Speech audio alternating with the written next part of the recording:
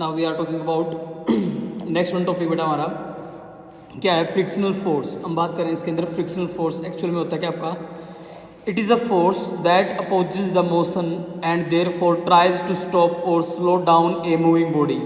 Frictional force actual में क्या होता है बेटा कि it is the force that oppose the motion, यानी जिस साइड में आप जिस डायरेक्शन में आप मूव करते हो ना, उस डायरेक्शन के अपोजिट साइड के अंदर बेटा ये अप्लाई होता है, उसको बोलते हैं frictional force. It always act into the opposite side of the motion, यानी friction it is the force, ये एक फोर्स होता है बेटा दैट अपोज द मोशन, जो मोशन को क्या करता है, अपोज करता है, and therefore tries to stop and slow down a moving body. और ये क्या करता है बेटा, जो फ्रिक्शन फोर्स है, जो ऑब्जेक्ट मूव कर रहा होता है उस ऑब्जेक्ट को रोकने की कोशिश करता है या उसके मोशन को, उसकी स्पीड को कम कर देता है। A ball moving on the ground comes to rest on its own after some time due to the force of friction। क्या बताया इन्होंने कि अगर कोई बाल है बेटा, कोई गेंद है जो ग्राउंड पे मूव कर रही है, वो थोड़े देर के बाद, थोड़े समय के बाद अपने आप रुक जाएगी। रीजन क्या होता है बेटा उसका, frictional force, because frictional force acts on to it. यानी अगर कोई भी बाल है जो ग्राउंड पे मूव कर रही है तो थोड़े समय के बाद वो अपने आप रुक जाएगी। और किसके कारण रुकेगी बेटा, वो फ्रिक्शन फोर्स के कारण। We are able to walk smoothly due to friction, हम आसानी से चल पाते हैं बेटा, वॉकिंग कर पाते हैं, रनिंग कर पाते हैं, क्योंकि ड्यू टू द रीजन क्या है वो फोर्स बेटा, फ्रिक्शनल फोर्स। क्या है वो हमारा फ्रिक्शनल फोर्स, जिसके कारण हम आसानी से वॉकिंग कर पाते हैं, आसानी से रनिंग कर पाते हैं। क्लियर बेटा, this is the frictional force. Next one we are talking about the mechanical force. क्या है हमारा मैकेनिकल फोर्स के बारे में बात कर रहे हैं। मैकेनिकल फोर्स क्या होता है बेटा, the force produced by a machine is known as the mechanical force. यानी बेटा एक ऐसा फोर्स जो किसके द्वारा प्रोड्यूस किया गया है, किसी मशीन के द्वारा।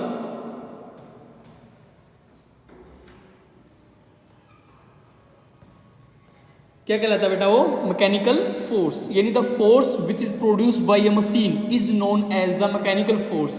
यानी एक ऐसा फोर्स जो किसी मशीन के द्वारा प्रोड्यूस हुआ है, क्या कहलाता है बेटा वो हमारा मैकेनिकल फोर्स। लाइक अगर एग्जांपल की बात करें बेटा, कार है, बस हैं, अदर व्हीकल्स हैं, move due to the mechanical force produce by their engine.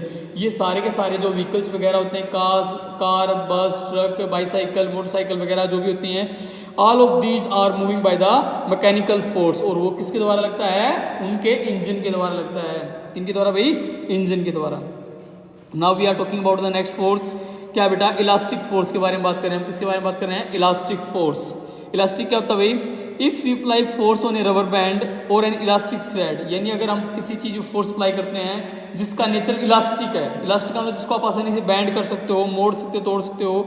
If you apply the force on A rubber band और एन इलास्टिक थ्रेड, और इलास्टिक थ्रेड के ऊपर, धागे के ऊपर, इट स्ट्रेच, तो स्ट्रेच हो जाता है। When we release it after some time it regains its original shape and size.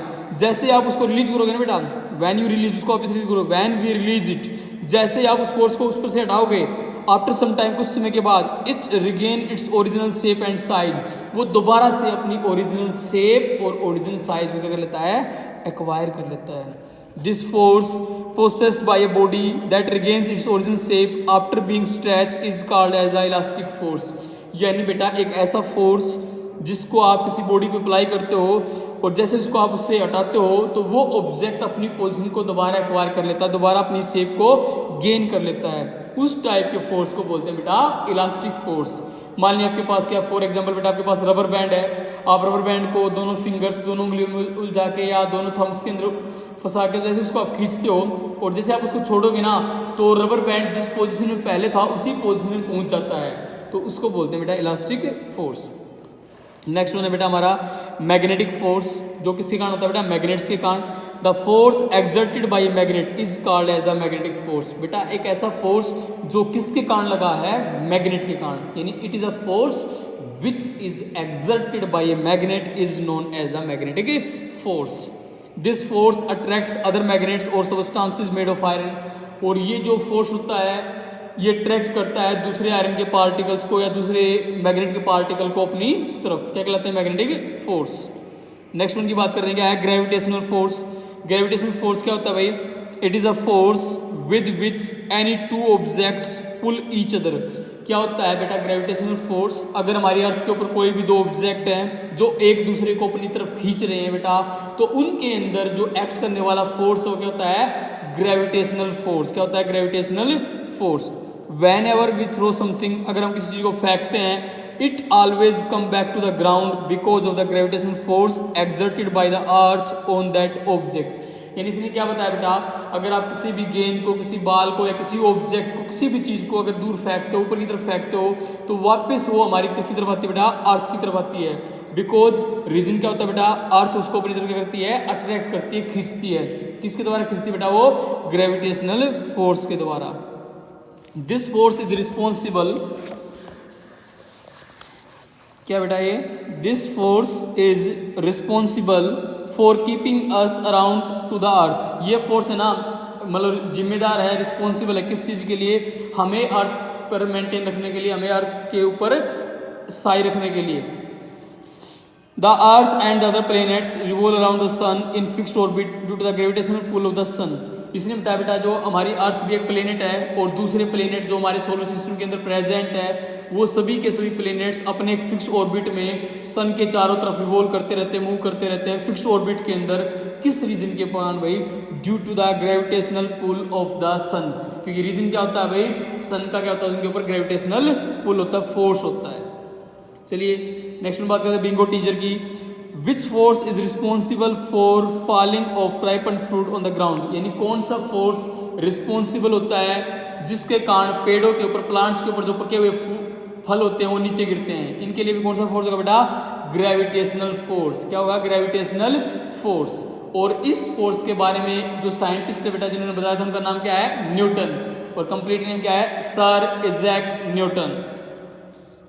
चलिए हम अपना अगला टॉपिक करते हैं बेटा। नेक्स्ट वन टॉपिक हमारा क्या बेटा, वर्क। वर्क के बारे में स्टडी करते हैं। Suppose you wish to move a ball by pushing it. मान लिया आप एक बॉल को मूव करते हो, suppose you wish to move a ball, एक बॉल को मूव करते हो बाय पुशिंग इट, उसको धकेल कर।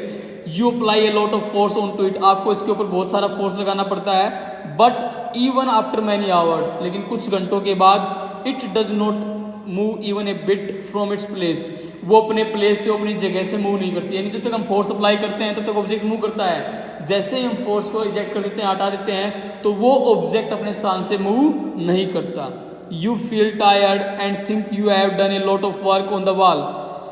तो हमने क्या देखते हैं बेटा कि हमने दीवार को दिखाने के लिए, जैसे हमने एक दीवार को दिखा रहे हैं बेटा, हमने बहुत सारी एनर्जी लगाई, लेकिन हमने चेकआउट किया कि वो दीवार तो कुछ नहीं हो रही, लेकिन हमें क्या फील हो रहा है, जैसे हम टायर्ड हो गए, हमने बहुत ज़्यादा काम कर लिया है। But in terms of science, लेकिन साइंस की टर्म में, you have not done any work. यानी साइंस की फॉर्म में बेटा वर्क कब होता है, जब अगर हम किसी ऑब्जेक्ट पे अगर हम फोर्स लगा रहे हैं और वो ऑब्जेक्ट अपनी पोजीशन को चेंज कर रहा है, तो वो क्या कहलाता है, वर्क कहलाता है। अदरवाइज साइंस के रिगार्डिंग बेटा, अगर आप किसी दीवार को, किसी ऐसी चीज़ को मूव कर रहे हो, ऐसी चीज़ को धकेल रहे हो बेटा, ऐसी चीज़ को फोर्स लगा रहे हो जो मूव नहीं कर रही, दैट मीन्स चाहे आपकी एनर्जी कितनी वेस्ट हो जाए, लेकिन साइंस के रिगार्डिंग उसका वर्क डन क्या होगा, आपका जीरो, जीरो वर्क डन। अगर कोई ऑब्जेक्ट अपना डिस्प्लेसमेंट कवर करता है, कुछ ट्रेवल करता है, तो आपका क्या होगा भाई, उसके अंदर वर्क डन होता है। यानी in science work is said to be done only if force applied on a body moves it in the direction of the force. अगर साइंस की भाषा में बेटा वर्क डन कब होगा, अगर आप किसी ऑब्जेक्ट के ऊपर, किसी बॉडी के ऊपर फोर्स लगा रहे हो और वो ऑब्जेक्ट और वो बॉडी क्या कर रही है, उस फोर्स की डायरेक्शन में, उस फोर्स जिस डायरेक्शन में आपने फोर्स लगाया बेटा, और उसी डायरेक्शन के अंदर वो ऑब्जेक्ट मूव कर रहा है, तो क्या कहलाएगा बेटा, वो वर्क कहलाएगा। अदरवाइज वो वर्क नहीं कहलाएगा।